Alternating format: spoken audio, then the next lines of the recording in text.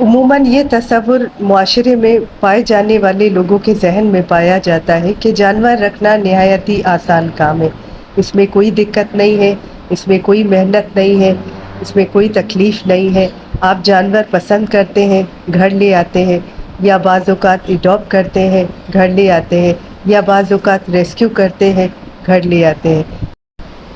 تو اس کا جواب یہ ہوگا کہ جی نہیں، یہ قطعاً آسان کام نہیں ہے، اس میں دقت بھی ہے، اس میں تکلیف بھی ہے، اس میں مشقت بھی ہے، اس میں محنت بھی ہے۔ جانور رکھنا ایک بہت بڑی ذمہ داری ہے، خاص طور پہ اگر وہ جانور ریسکیو کیا گیا ہو، اگر وہ جانور اڈاپٹ کیا گیا ہو۔ اس وقت سب سے بڑا جو مسئلہ درپیش ہوتا ہے وہ اس جانور کی جذباتی کیفیت میں سدھار لانا ہے، اس کی جذباتی توڑ پھوڑ کو روکنا ہے، اس کی جذباتی معاملات کو سمجھنا ہے، کیونکہ ایسے جانور جن کو لمبے عرصے تک اپنے خاندان کا حصہ بنانے کے بعد ابنڈن کر دیا جاتا ہو، یا پھر کسی ریسکیو شیلٹرز میں چھوڑ کے آیا جاتا ہو، یا پھر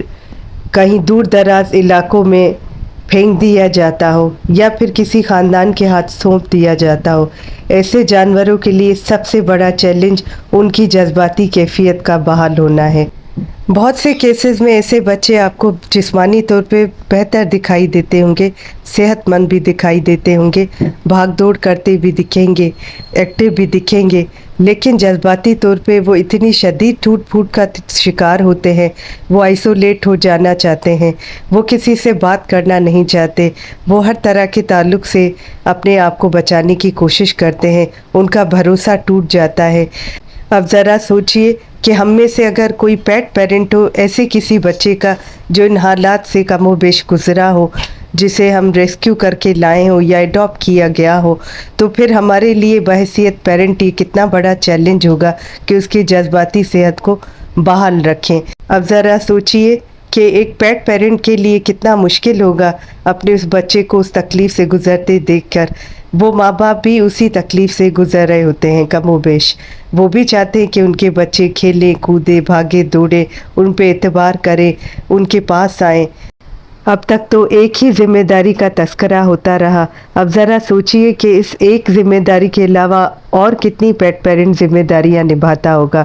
اس بچے کے کھانے پینے سے لے کر اس کے علاج معالجے تک، اس بچے کے سونے جاگنے کے اوقات، اس بچے کے کھانے پینے کے معاملات، اس بچے کے رفاع حاجات کے انتظامات، اس بچے کو تفریح فراہم کرنا، اس بچے کے ساتھ وقت گزارنا، اس بچے کی صفائی ستھرائی کے انتظامات دیکھنا،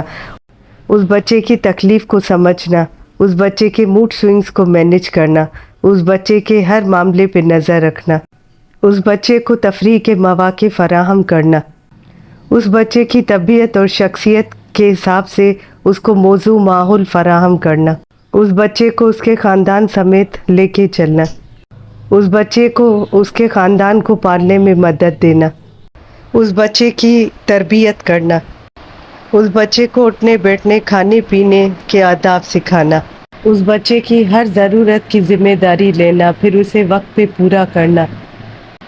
دوستو، آج ہمیں اس سوال کا جواب سمجھنے میں زیادہ دقت نہیں ہوئی ہوگی کہ جانور رکھنا ایک بہت بڑی ذمہ داری ہے۔ جس طرح ایک انسانی ماں باپ اپنے بچے کی پرورش کے دوران بہت ساری ذمہ داریوں سے جونجھ رہے ہوتے ہیں، بالکل اسی ہی طرح ایک پیٹ پیرنٹ بھی کم و بیش انہی ذمہ داریوں سے اپنے بچے کو پال بھی رہا ہوتا ہے، اسے بڑا بھی کر رہا ہوتا ہے، انہی سے جونجھ رہا ہوتا ہے۔ میں امید کرتی ہوں کہ آج اس ویڈیو کے ذریعے کم از کم آپ کے ذہن میں ان تمام سوالات کو جوابات مل چکے ہوں گے جو کہ بحیثیت انسان ہم عموماً تلاشتے ہیں ان گھروں میں جہاں پہ جانور بستے ہیں۔ سننے کا بہت شکریہ۔